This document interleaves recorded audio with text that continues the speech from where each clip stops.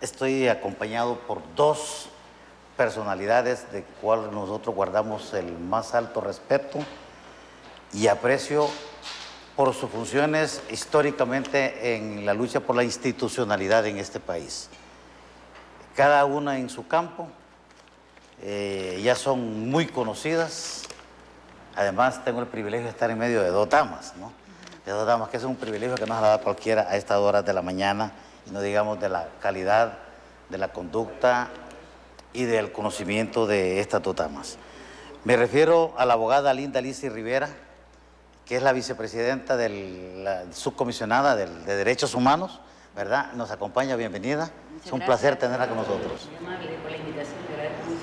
Y también me acompaña la rectora de la universidad, doña Julieta Castellanos, de la doctora Julieta Castellanos, una dama que nosotros, la sociedad hondureña en general, digo, están y deben de estar muy agradecidos, o estamos muy agradecidos por esa lucha permanente, esa valentía, diría yo, que ha tenido para enfrentar los desafíos que impone un sistema como el que hemos tenido en los últimos tiempos y que nos ha llevado a generar tanta violencia, tanta muerte, tantas víctimas. Y eso nos hace decirle a usted bienvenida. Muchas gracias, licenciado Romero. Gracias a la licenciada.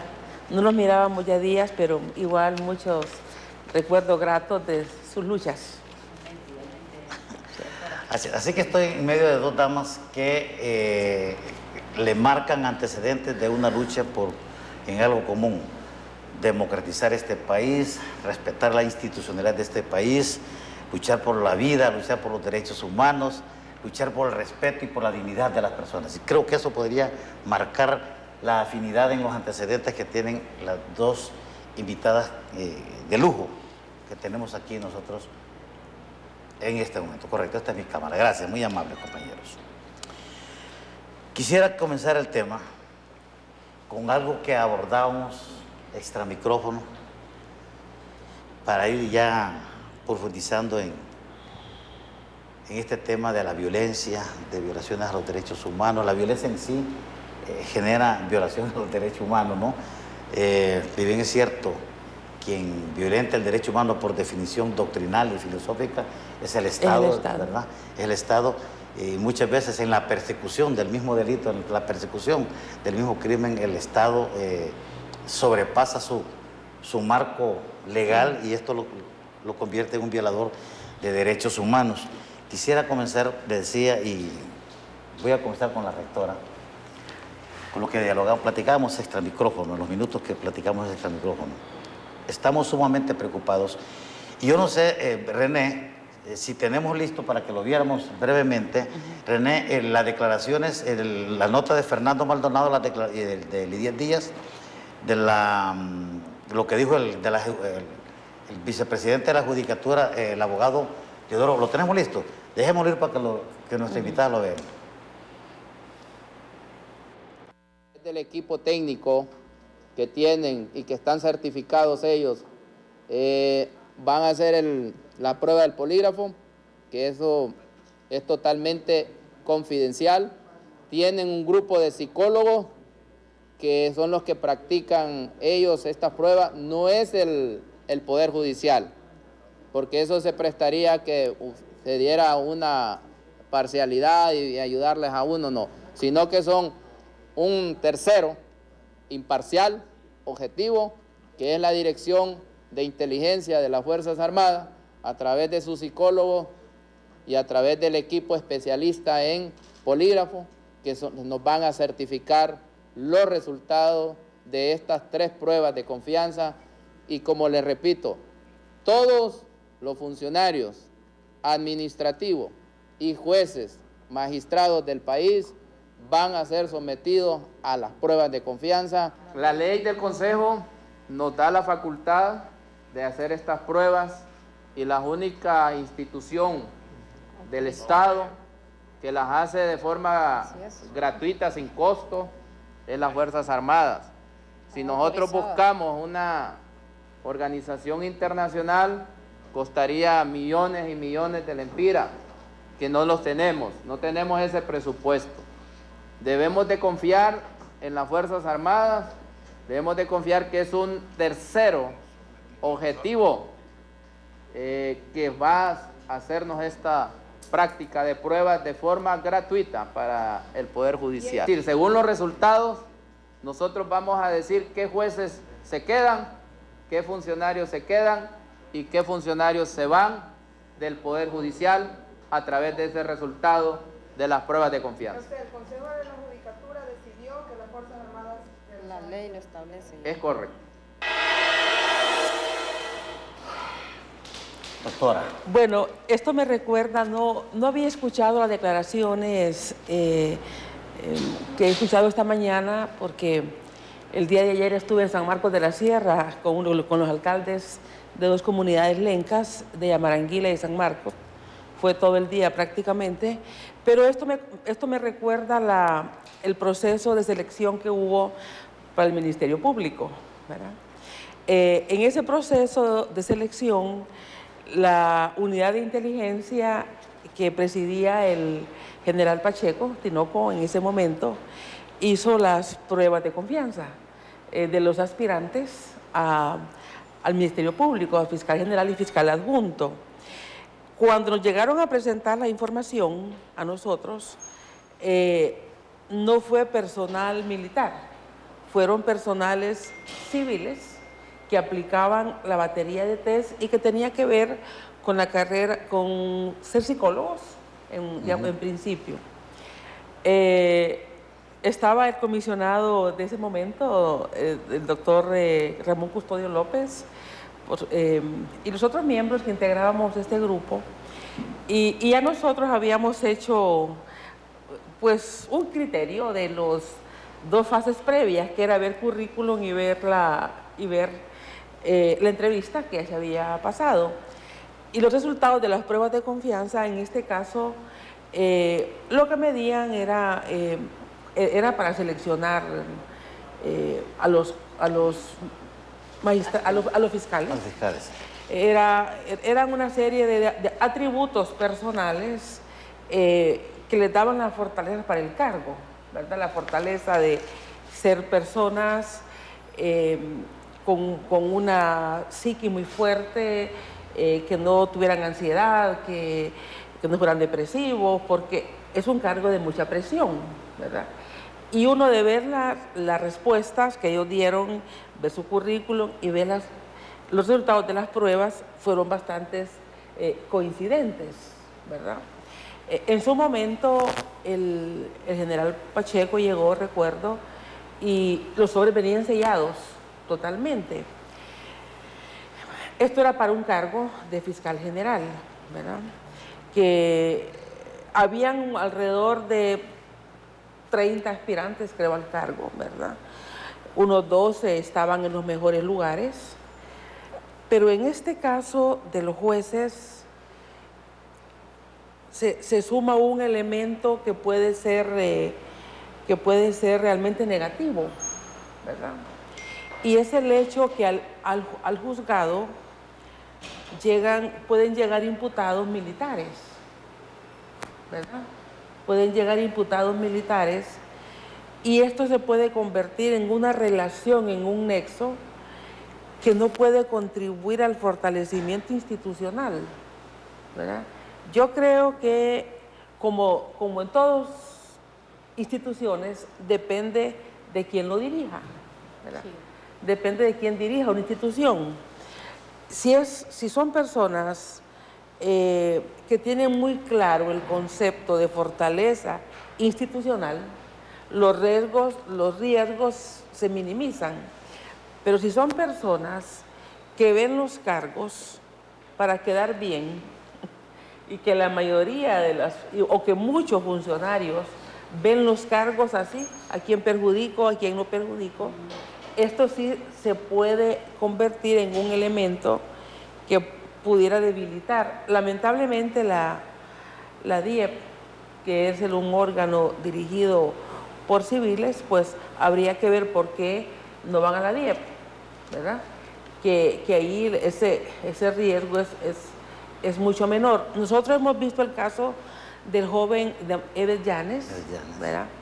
Que lo hemos acompañado a sus padres en algunos momentos que van a los tribunales Y el juez Mario Díaz,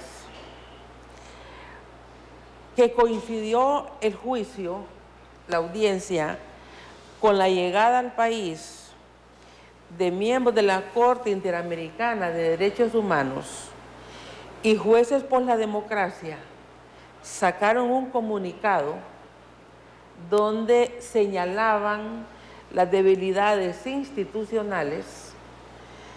Mario Díaz fue recusado por los militares que estaban imputados, ¿verdad? Entonces, recuerdo que para nosotros fue sorpresa porque coincidió el día del comunicado, que sale el comunicado de jueces por la democracia. Bueno, ¿quién no sabe las debilidades que tiene el sistema? Los jueces, más que nadie, lo viven y sacaron un comunicado. Y como el licenciado Díaz, o el abogado Díaz, es parte de este colectivo, entonces lo aprovecharon, digo yo, el comunicado para recusarlo, ¿verdad? Y fue un debate, el juicio se pospuso, luego por otras razones se volvió a posponer. Y por otro lado, ayer fue la sentencia, ¿verdad? Ayer fue la sentencia. Hay una sentencia por homicidio, ¿verdad? No se valora el hecho en su contenido, en su forma de asesinato, que es otra la sentencia, ¿no? O sea, es un niño de 15 años, 15 años, ¿verdad? Luego el oficial, ¿verdad?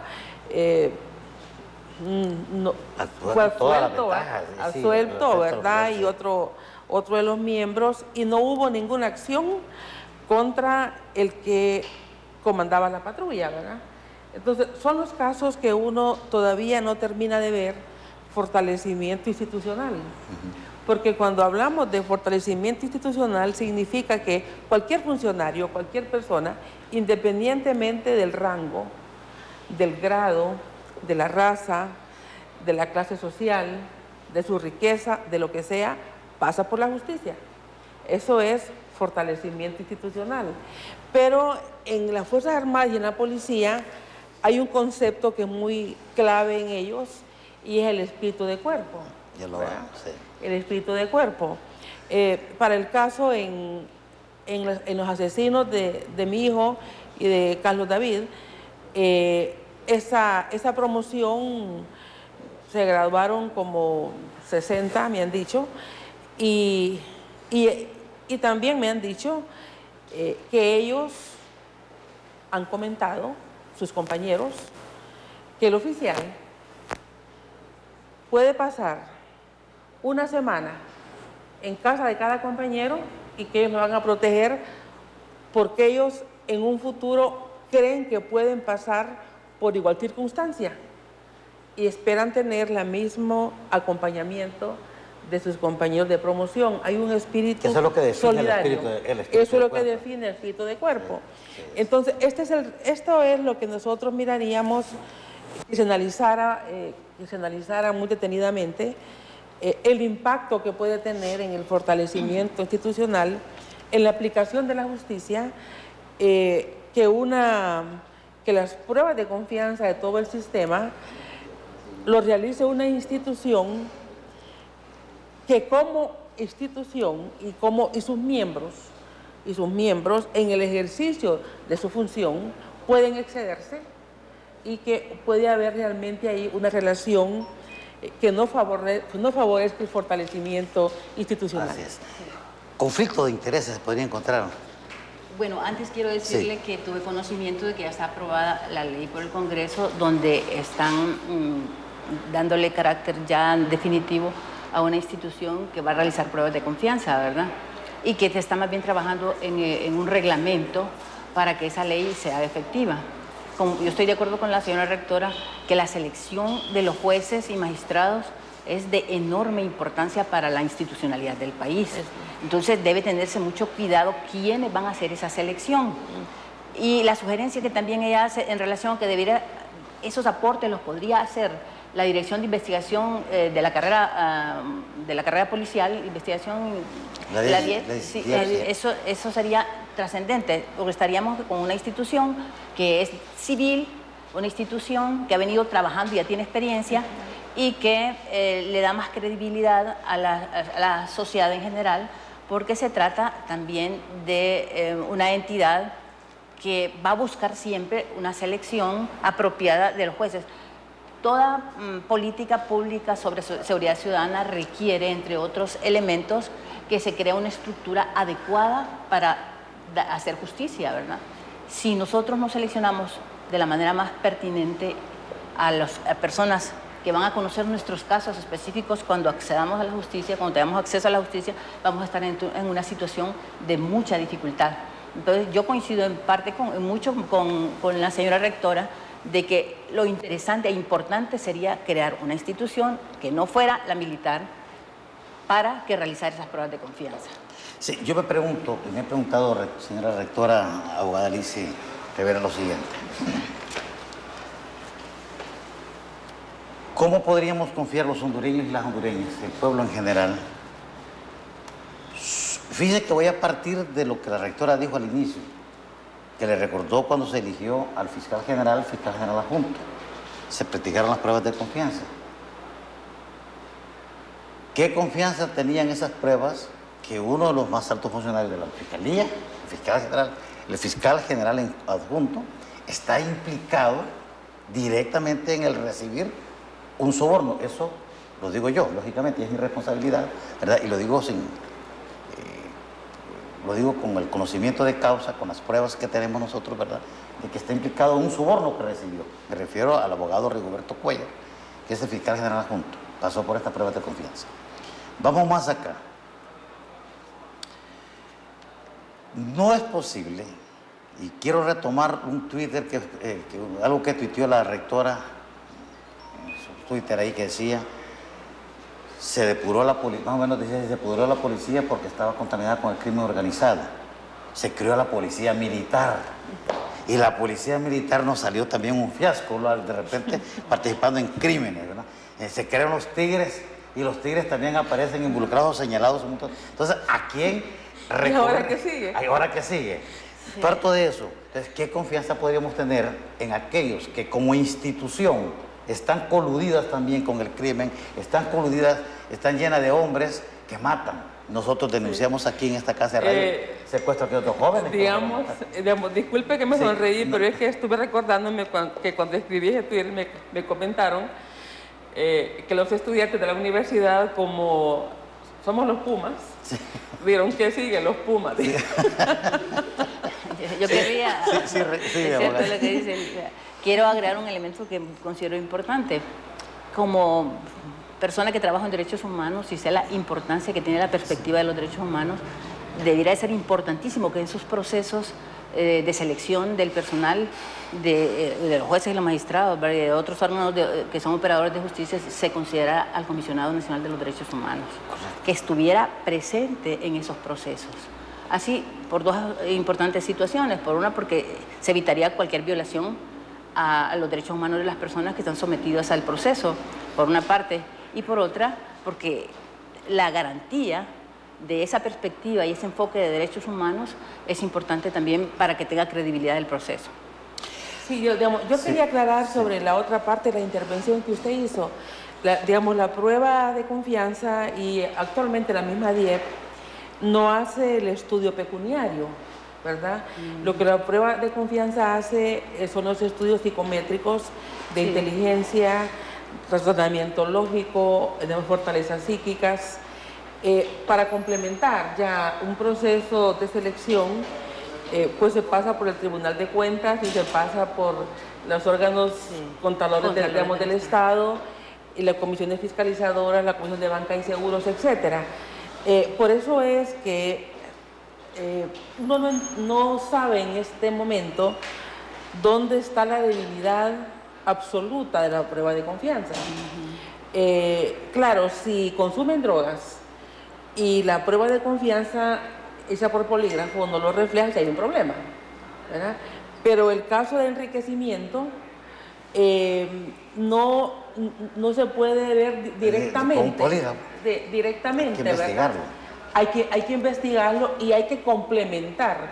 Por eso es que la prueba de pecuniaria es una prueba complementaria, porque ahí es donde se puede ver enriquecimiento ilícito, donde se puede ver otro tipo de problemas. Por eso es que hubo un momento, si ustedes recuerdan, cuando nosotros hemos estado demandando depuración policial y que los casos se judicialicen, la prueba patrimonial es clave. Es clave, así pienso Es yo clave, también. ¿verdad?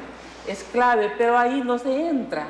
Y mi percepción y la percepción de muchas personas es que a eso nadie le quiere entrar, porque hay muchísimas personas de diferentes niveles y profesiones probablemente, y funcionarios, porque si alguien en la vida, en su ejercicio privado se enriqueció, pues no tiene que ver con el Estado, pero si un funcionario, y más de estos cargos tan sensibles, policías, jueces, fiscales, etcétera, hay procesos de enriquecimiento, es la prueba pecuniaria la que puede hacer. Bueno, yo creo que hay todos sabemos el caso clásico de Al Capone, ¿no? No se pudo agarrar por los crímenes que cometió, sino por la declaración fiscal, ¿verdad? Sí. Porque lo que declaraba no correspondía con lo que tenía. Bueno, ¿de dónde le vino esto? Entonces, si aquí tenemos la DEI, tenemos Banca y Seguros, el Tribunal Superior de Cuentas, tendrían que estar fortaleciendo ese estudio patrimonial, pero ahí no se entra. Entonces, el Estado se resiste a ejercer sus potestades. Estas instituciones no asumen del todo, en todos los casos, sus funciones que la ley les da. Sí lo asumen en algunos. Para el caso, cuando se quiere perjudicar a alguien, cuando alguien tiene una carrera limpia y lo ven como una amenaza, cuando es honrado y en honradez es un problema para los corruptos, entonces se le investiga y lo investigan bien, y cualquier detalle lo pueden tomar y judicializarlo y exponerlo públicamente. O sea, con esto lo que quiero decir, hay capacidad de investigar, hay capacidad humana y hay capacidad técnica.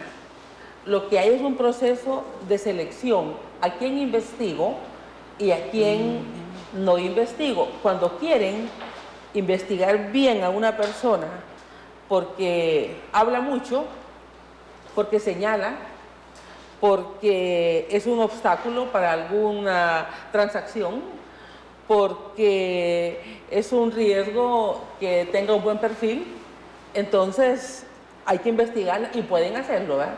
Y piden hasta más de la cuenta documentos. Pero cuando en realidad no, en la mayoría de casos, son allegados a los círculos de los poderes, de cualquier poder, poder religioso, ¿verdad? Poder político, poder económico, poder social, porque hay varias formas de poderes, ¿no? Así es. Entonces, cuando son allegados a estos círculos, entonces hay la duda, ¿lo investigamos? ¿No lo investigamos? Entonces, ¿quién da la orden?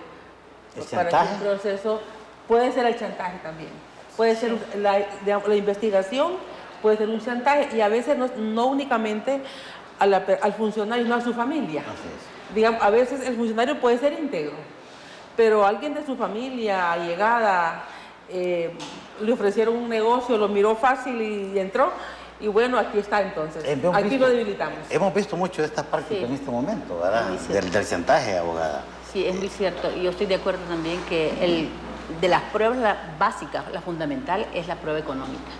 Si se investiga el patrimonio de las personas y se hace comparación con lo que debieron haber adquirido normalmente, se está estableciendo claramente entonces que esa persona no ha actuado correctamente.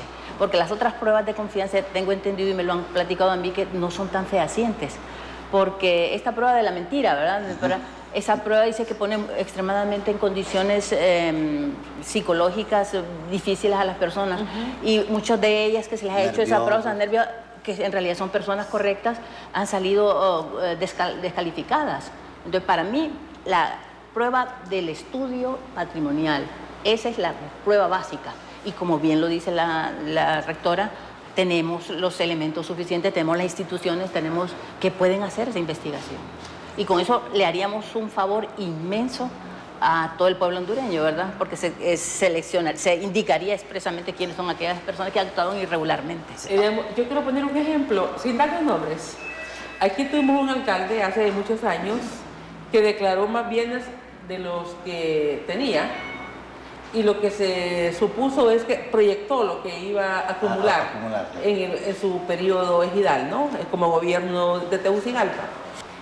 Y bueno, se descubrió eso, se denunció, se hizo no sé cuántas cosas más, y su carrera política terminó.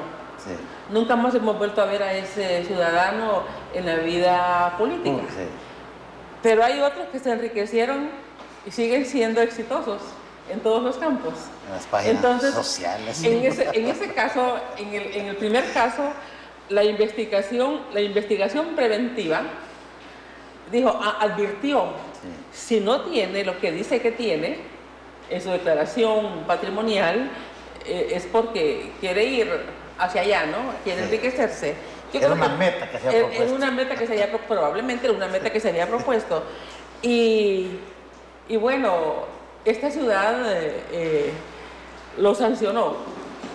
O sea, lo sancionó duramente porque su vida política terminó. Yo no sé si se enriqueció o no, pero estoy poniendo un ejemplo. Cómo la investigación es capaz de... O sea, si se investigó en aquel caso que él no tenía lo que declaró, ¿por qué no se investiga lo que no tenían y después tienen? Y los casos se judicializan.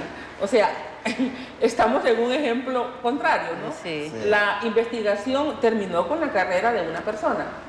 Yo creo que hasta el mismo partido lo descartó completamente, ¿verdad? Pero aún en el mismo partido ha habido otros que se enriquecieron, ¿verdad? Sí. Y que siguen exitosos. Y en otros partidos también hay los mismos casos. Entonces, ahí es un ejemplo claro donde la investigación sí funciona, cuando se quiere que funcione. Sí. Hay algo que sí me llama la atención, y sin salir del contexto de esto de la prueba de confianza que van a aplicar los militares, por lo siguiente: soy terco, de repente soy un hombre terco, de repente soy un dogmático, no quiero caer en esos calificativos, y yo siempre digo que mi preocupación es lo que viene, la sociedad que estamos viviendo, la constante violación a los derechos humanos en este país, y que en la medida que la aspiración suya, la mía y la de este pueblo, de tener transparencia en la aplicación de la justicia, en pruebas como estas, o en instrumentos como estos, mejor dicho, que nos pueden generar confiabilidad, garantía de que lo que vamos a hacer es lo correcto, nos sentimos que nos están defraudando, nos sentimos que es un fraude. Y digo esto porque, doctora Castellanos, ¿por qué abogada Lizy Rivera? Digo, ¿por qué esto? Recién, ustedes tienen, como yo, en la memoria, la captura de una banda de policías militares que secuestraron a un señor, a un comerciante. Y estos policías militares fueron sometidos a los tribunales gracias a la policía los captura, y gracias a la presencia de los medios de comunicación que publicitaron el hecho en sí. Tenemos la declaración de la afectada y del afectado, ¿verdad?, directamente. Y esa banda la dirigía un delincuente prófugo de la justicia que había sido sometido a las pruebas de confianza para ingresar a la policía militar del orden público. Le estoy poniendo un caso, el último caso de hará 15, 20 días no más. O sea, un hombre, un delincuente que era prófugo de la justicia, que se había fugado de una cárcel de menores, ¿verdad?, con antecedentes penales, y aunque los militares dicen que era el mecánico, él andaba en el operativo de la policía militar del orden público, secuestrando a un comerciante. O sea, me pregunto y les pregunto a ustedes, honorables invitadas, ¿creen ustedes que eso es posible en este país? ¿Que se le puede dar a las Fuerzas Armadas que nos certifique a los jueces que van a impartir justicia? Sí. Yo digo que si es cierto que se le aplicaron las pruebas de confianza, quiere decir que no son infalibles, pueden haber errores. Puede ser una de las posibilidades porque eso es lo que plantean ellos, ¿verdad? Y en ese sentido tiene que ser un estudio serio para crear todas las posibilidades de que esas pruebas de confianza sean lo más definitivas posibles. Es decir, que tengamos confianza en ellas, por ejemplo, pruebas de confianza, pero lo que ellos plantean cabe dentro de los errores humanos, que entró alguien después de un proceso y resulta que en realidad es una persona que tenía ya antecedentes, ¿verdad? Entonces, lo que tenemos que hacer es una selección cuidadosísima de los medios, los métodos, los mecanismos que se van a emplear para esa selección. Pienso yo, porque los errores humanos siempre existen, ¿verdad? No, claro. Eso es por el hecho de ser humano nos permite ahora. Sí, yo creo que el choque que causó el involucramiento de estos miembros de la policía militar en este delito fueron dos cosas. Uno es que es un cuerpo de creciente creación, ¿verdad? Y se supondría que vienen con un blindaje diferente, que hay estudios familiares, porque es que todo influye. Imagínese usted un policía que tiene un hermano, policía de cualquier rango, ¿verdad?, que tiene un hermano narcotraficante o pandillero. O sea, es un problema. Es correcto. Y en este sentido, ojalá que no se ve, como a veces pasa, que dice, se le violentan los derechos humanos porque él no es el que está involucrado. Sí, pero es que es un cargo, es excepcional. Sí, o sea, ser policía o ser del miembro de las Fuerzas Armadas es parte de un órgano que tiene que ver con la defensa de la vida de las personas. Y su alta sensibilidad depende de esa misión tan importante, ¿no? Entonces, si yo recuerdo cuando el abogado Edmundo Orellana Mercado era fiscal general, nosotros entrevistamos miembros de la policía de investigación, era el psiquiatra Alvarado, el jefe de la DGIC. Sí. Nosotros lo entrevistamos a él en un estudio que estamos haciendo con la licenciada Salomón para la oficina de Washington para América Latina. Para WOLA. Y ellos nos explicaban el procedimiento de investigación, tanto a los miembros, tanto en su vida personal como profesional y al de su familia. O sea, era un proceso bastante riguroso. Bueno, inclusive en las Fuerzas Armadas hace muchos años, yo recuerdo que sí, claro, estaba más vinculado al tema ideológico. Si había un miembro de las Fuerzas Armadas que tenía un hermano que estaba en la izquierda, lo destituían. Sí, lo destituían. Podía ser cadete, y conozco un caso donde un cuñado de un alférez, ¿verdad?, estaba involucrado en un partido de izquierda y por supuesto que los investigaban y lo sacaron. Entonces, igual deben hacerlo cuando hay un hermano de un oficial está en una banda que roba carros, está en una banda de narcotraficantes, es un extorsionador. Igual, y ellos saben quiénes son. Entonces, ¿por qué? Porque el sentimiento familiar se cruza con la función pública. Sí, es muy cierto. Y eso no puede pasar. Entonces, así como las Fuerzas Armadas en el pasado y la policía fueron muy celosos de que, yo conozco casos de parientes que no se visitaban, ¿verdad?, en esos años difíciles de la Guerra Fría, porque eran parientes o eran amigos, o las amistades se distanciaron porque no compartían o porque eran profesores de la universidad que daban clases, aquellas clases de realidad socioeconómica de Honduras, que se hablaba de la pobreza, de la corrupción, y todos eran temas de que no se hablaban en el país. Entonces las Fuerzas Armadas separaban a esos miembros que tenían parientes que eran sociólogos para el caso, politólogos, ¿verdad? Entonces, en ese sentido, así como había aquella vigilancia ideológica, porque hoy no existe Otro tipo de esa vigilancia. ese celo ético. Ese celo ético, y se volvió permisivo. Y se sabe que hay diferentes, pues sí, la gente no es responsable por lo que hace su familia, pero obviamente el cargo, es el mismo ambiente. El cambio, el cargo puede darse, digamos, a protección, o ellos mismos se aprovechan del parentesco que tienen con estas estructuras. Y ya se vuelven intocables. Imagínense el hermano de X rango alto, ¿verdad? En una comunidad, es mi hermano, ¿verdad? Es contrabandista, saca ganado, saca café y nadie lo detiene porque es pariente. Entonces, así como hubo un celo ideológico y la inteligencia de aquellos años sirvió para desarticular la familia. Desarticular. Ahora nosotros, en el tema ético, en el tema del desempeño, el servicio de inteligencia de ambas instituciones debe servir para eso. Fíjese que una persona que ha estudiado muchísimo las pruebas de confianza coincide exactamente con lo que dice la rectora, que para que se pueda depurar verdaderamente la policía hay que acudir al origen, a la familia, hay que estudiar el ámbito en que ellos se han desarrollado.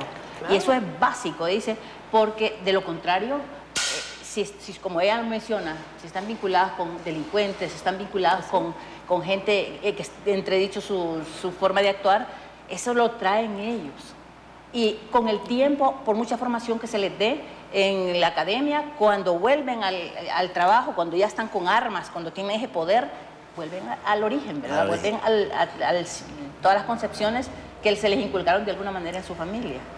Siguiendo la tesis de la doctora Castellano, o sea que el general Díaz Zelaya debería estar separado de la Fuerza Armada. Ahí les cuento después porque si vamos al entorno familiar, y a muchas cosas por allá en San Luis, como Ayagua, tiene muchos hermanos. Y muchos de estos hermanos han tenido un pensamiento muy progresista, por cierto. Muy de avanzada, muy de avanzada.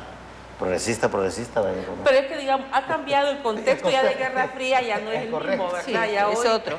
Hoy se ha reconocido inclusive que los acuerdos de paz eran necesarios. Bueno, ve la Unión Soviética que ya no existe. China está invirtiendo, está prestando en toda América Latina. Cuba está abriendo sus puertas. Sí. Más bien la contratendencia de Venezuela, que está despachando a los diplomáticos, o sea, mientras Cuba está abriendo Venezuela Sierra. Entonces, esas son las lecturas ya de política exterior, que es otra cosa, pero el contexto ha cambiado de los 80 a la segunda década del siglo XXI. A propósito de Wola, que usted lo mencionó, la oficina, que es la oficina en Washington para Latinoamérica o para América Latina, pone como 3 condiciones sine qua non en este asunto de la ayuda, del famoso 1.000 millones de lempiras. Dice que los países del Triángulo Norte, Honduras, El Salvador y Guatemala, deben de hacer un esfuerzo extraordinario para el respeto a los derechos humanos. Hay mucha violación de los derechos humanos. Hay una impunidad generalizada, dice Wola, ¿verdad? Dice que tienen que hacer un esfuerzo porque hay demasiada impunidad, y da un elemento nuevo, y que lo recoge también la advertencia que hacen para la visita a los turistas, a los ciudadanos norteamericanos a Honduras. Es que aquí hay delitos como el secuestro, por ejemplo, ¿verdad? Que no se está diciendo la verdad.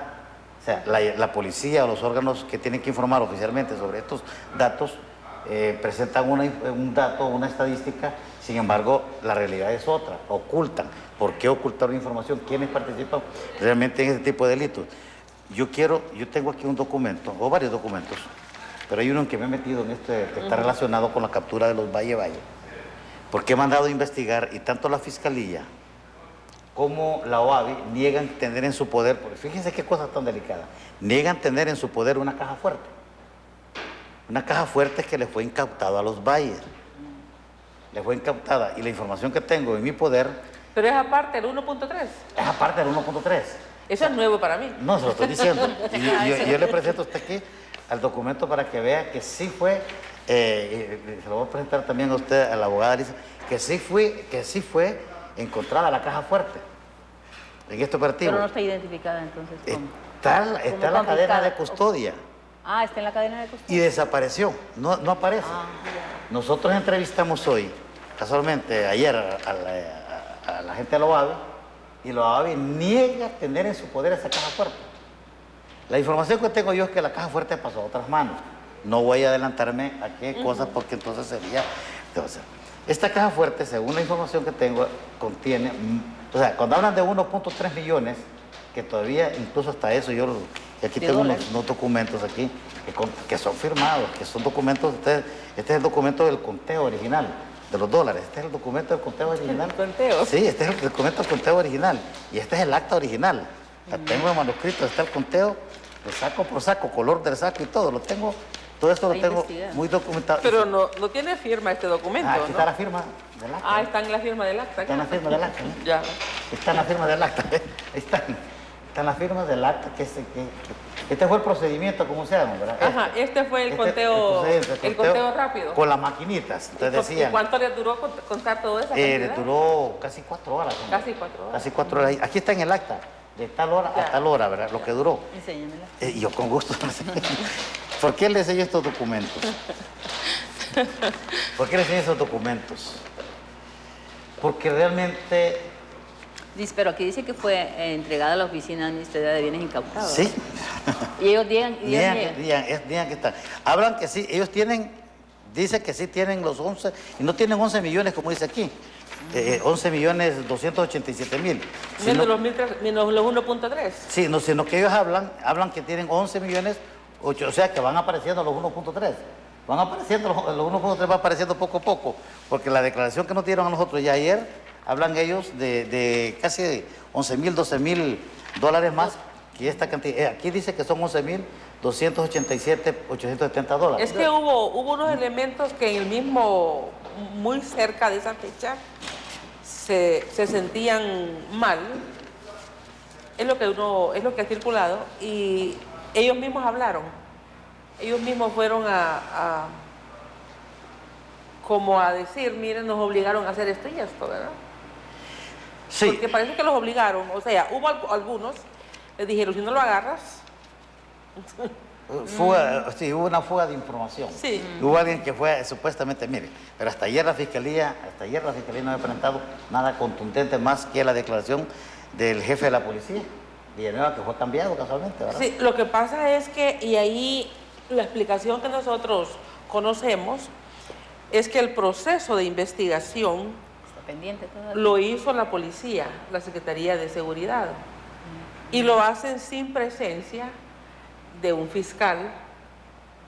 Por lo tanto, las personas que aceptan ser parte de esa sustracción en un primer momento,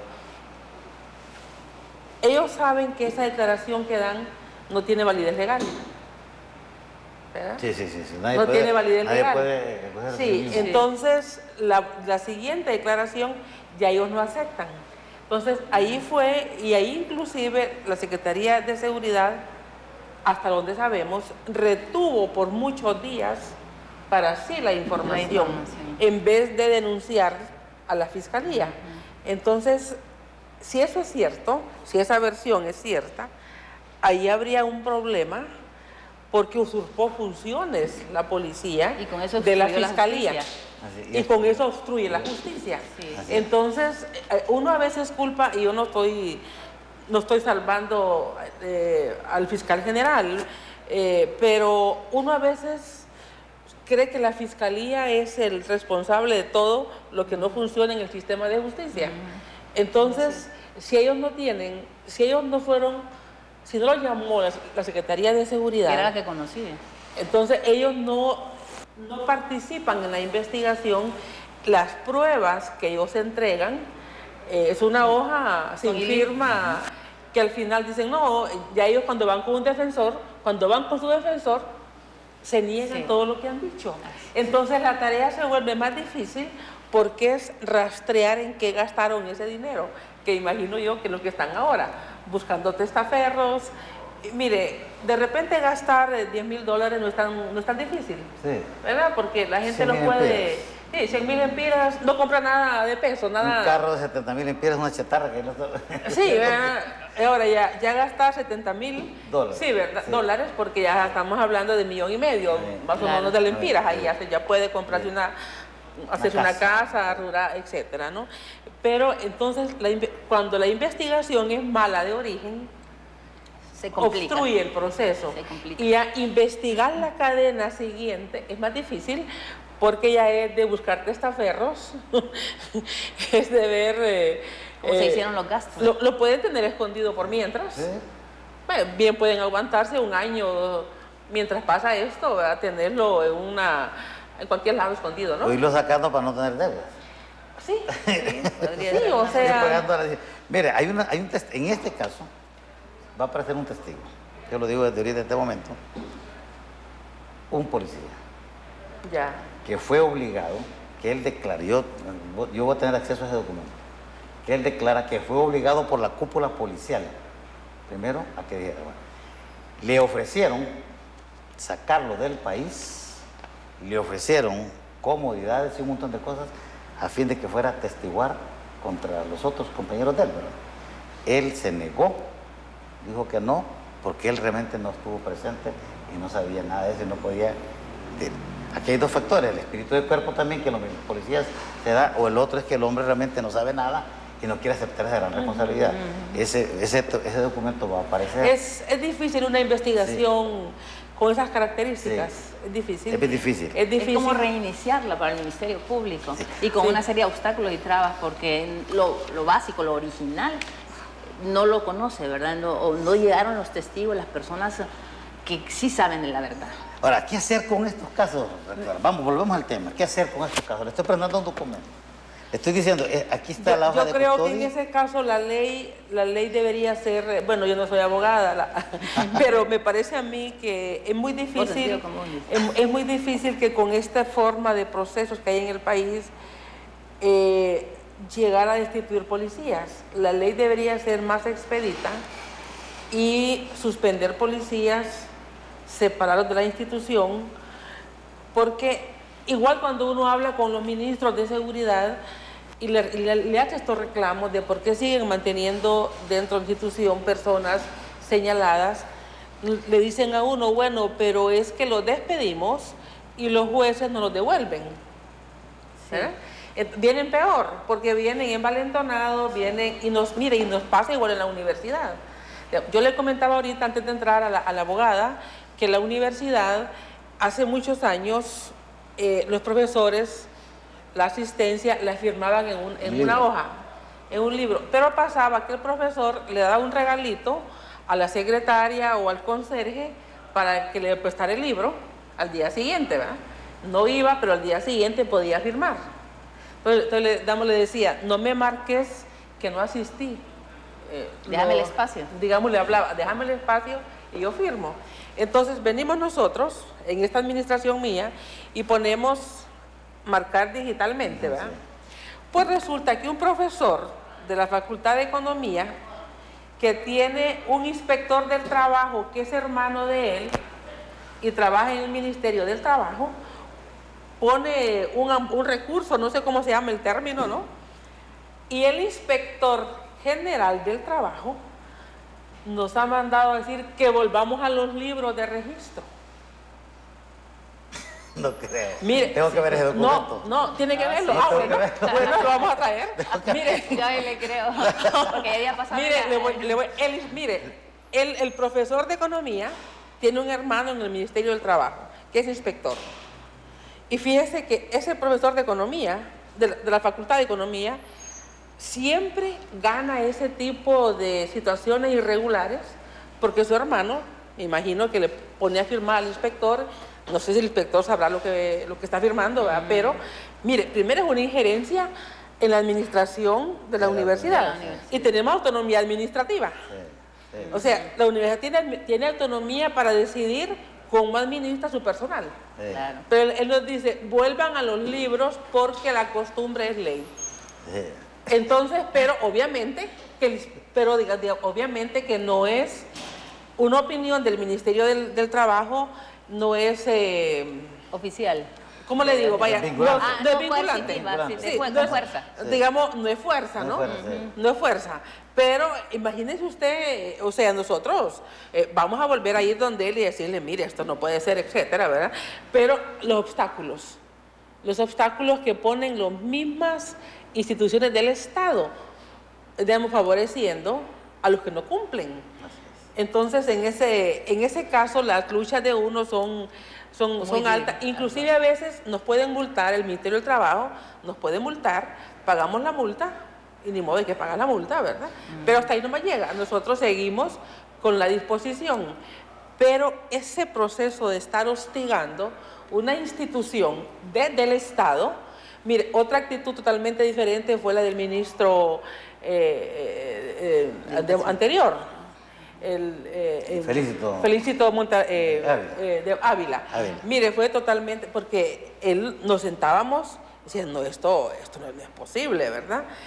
Pero claro, aquí, y vamos a los vínculos familiares. Claro, en este caso, pues no tiene impacto en vidas de personas ni en nada, pero vamos a la posibilidad de influir. ¿Qué es el tráfico de influencias? Las influencias para torcer las instituciones. Que es un mal. Y estamos ya contra el tiempo, lastimosamente se nos va, es rápido, una plática tan amena que hemos tenido, se nos ha ido el tiempo.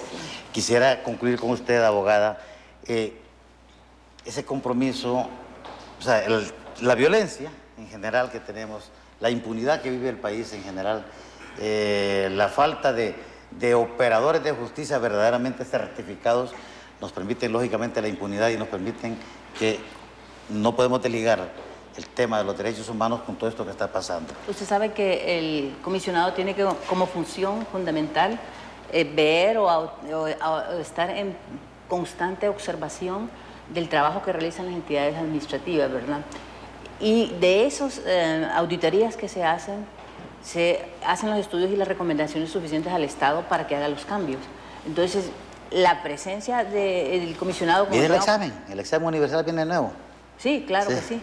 Sí, y entonces el comisionado está pendiente de todo lo que está pasando, todas las irregularidades que suceden y el incumplimiento de los derechos fundamentales, le sugieren a él sus atribuciones una intervención, no con fuerza coercitiva porque no la tenemos, ¿verdad? Sí. Pero sí con la magistratura de la persuasión, que consiste en hacer las recomendaciones correspondientes en los lugares públicos contra todas aquellas personas que no quieren restituir un derecho que ha sido vulnerado o no actuar conforme a las perspectivas de los derechos humanos.